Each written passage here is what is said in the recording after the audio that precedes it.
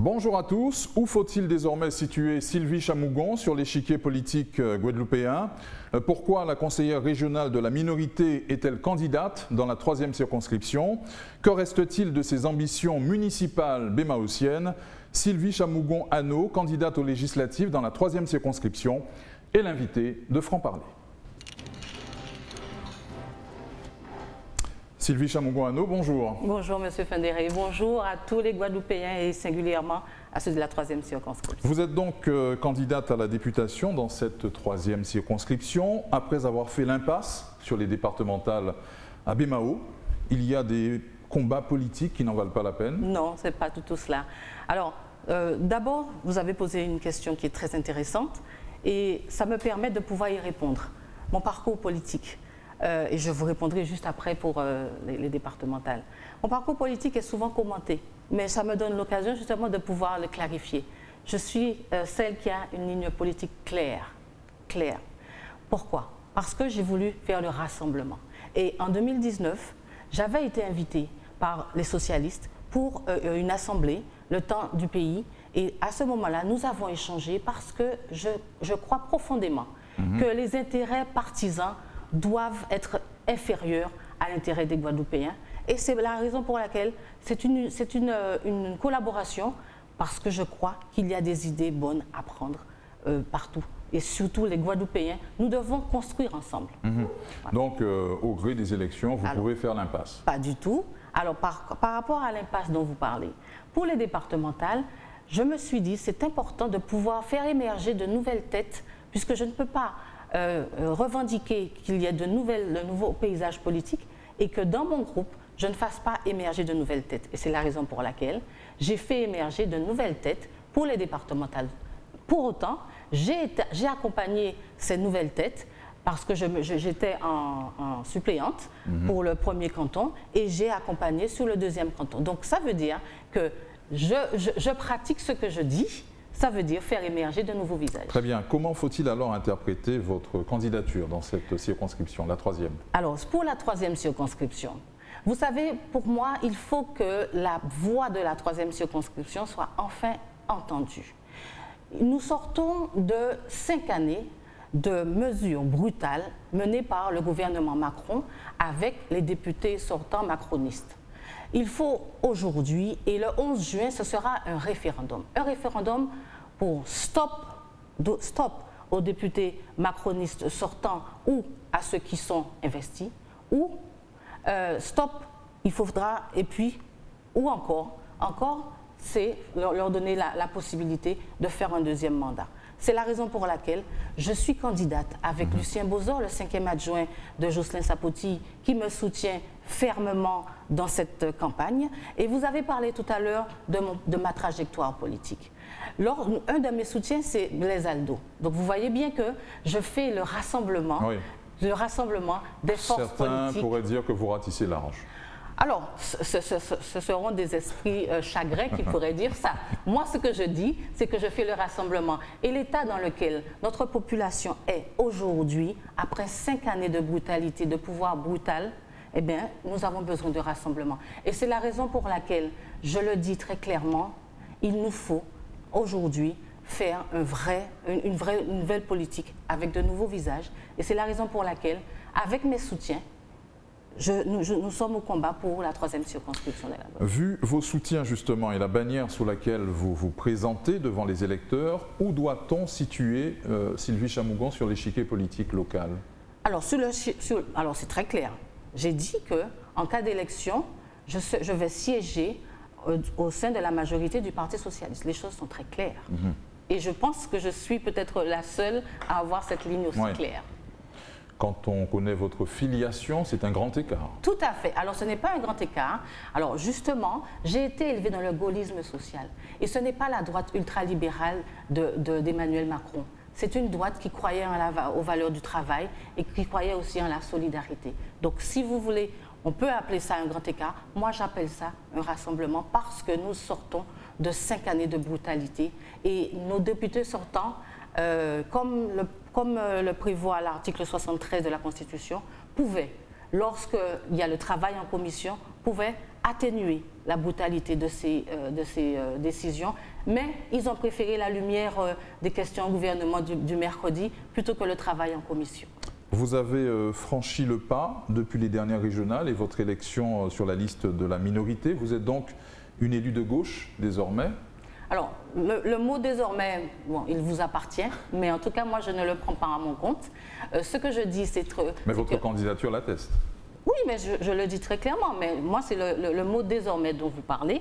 Ce que je dis très clairement, c'est qu'aujourd'hui, nous avons à travailler pour les Guadeloupéens et notamment, nous avons une plateforme et je m'inscris dans cette plateforme parce que je sais que je vais siéger aux côtés des socialistes avec le mouvement NUPES parce que nous avons beaucoup de choses à faire et notamment nous avons le pouvoir d'achat parce qu'il nous faudra bloquer les prix de première nécessité en Guadeloupe. Nous avons du travail à faire. Juste une chose, si Mathilde Panot, qui est députée La France Insoumise, a dû prendre le dossier de l'eau à bras-le-corps en Guadeloupe, c'est bien parce qu'il y avait le vide. Et c'est pour ça, et c'est une des raisons pour laquelle j'ai donné mon parrainage en tant que conseiller régional à Jean-Luc Mélenchon. Nous ne sommes pas d'accord sur tout, oui. Et pourtant, nous sommes d'accord sur l'essentiel. Très bien. Emmanuel Macron ne doit donc pas disposer d'une majorité pour gouverner. C'est le sens de votre engagement. Tout à fait. Je suis convaincue et je milite pour cela, je me bats pour cela. Il ne faut pas donner à Emmanuel Macron une majorité pour nous faire les mêmes brutalités que nous avons subies pendant les 5 dernières années. Et j'ai une pensée pour les soignants suspendus. Justement, pour les soignants suspendus, qu'est-ce qu'on en fait? Pour les soignants suspendus, voilà. Jean-Luc Mélenchon est venu les voir et je m'inscris dans ça. Il faut les réintégrer. Il faut pouvoir les réintégrer parce que ce sont des pères et mères de famille guadeloupéennes qui sont dans la souffrance. Souvent, beaucoup d'entre eux ont des enfants qui font des études dans l'Hexagone. J'ai un fils qui fait des études dans l'Hexagone. Je sais ce que c'est. Réintégration avec rappel de salaire? Oui, il va falloir très clairement pouvoir militer pour ça. Et aussi pour faire en sorte, parce que nous sommes, la Guadeloupe est un désert médical. On ne peut pas se permettre d'avoir des pouvoirs publics, des services publics aussi en déshérence. Il va nous falloir une majorité forte et non pas la majorité à Emmanuel Macron ainsi qu'à ses soutiens ou aux députés macronistes sortants. Quel bilan faites-vous de la mandature du sortant, Max Mathiazin, candidat à sa propre succession et qui n'est autre que votre beau-frère? Oui, alors je vais tout de suite évacuer ce que vous venez de dire par rapport à mon beau-frère. Effectivement, j'ai beaucoup de respect pour Max, qui est mon beau-frère, mais vous savez, il y a la famille d'un côté et puis il y a la politique de l'autre, et je crois que chacun doit suivre sa trajectoire politique. Ça, c'est pour la première chose.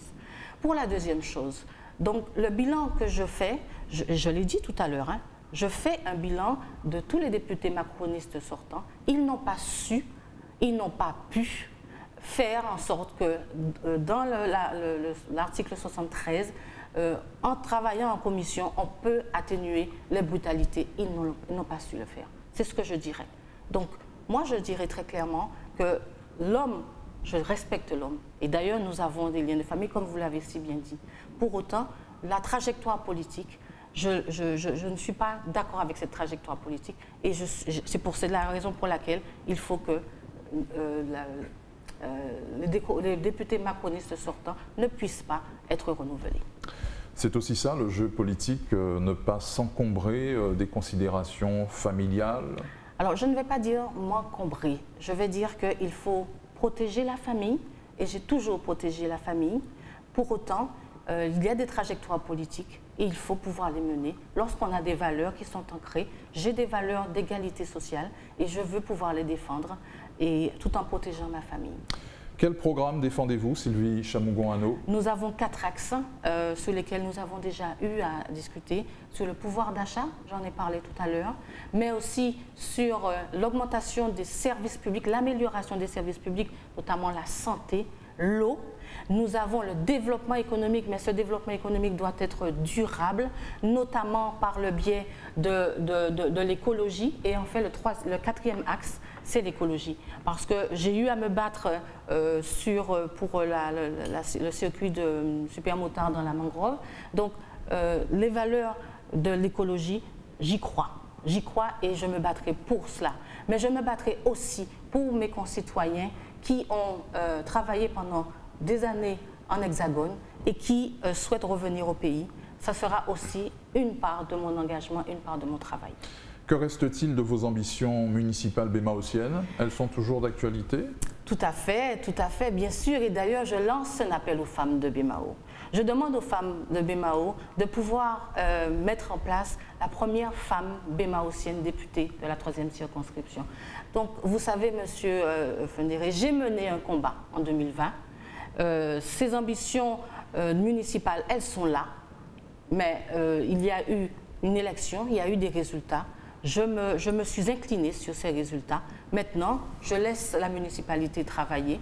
Pour autant, avec la minorité que je conduis dans l'équipe municipale, nous faisons notre travail de minorité. Et donc, il s'agira maintenant de faire le bilan. Ces législatives seront aussi pour vous l'occasion de mesurer votre électorat à Bémao?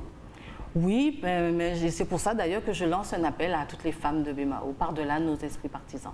Merci à vous, Sylvie Chamougon-Hano, d'avoir répondu à nos questions. Merci.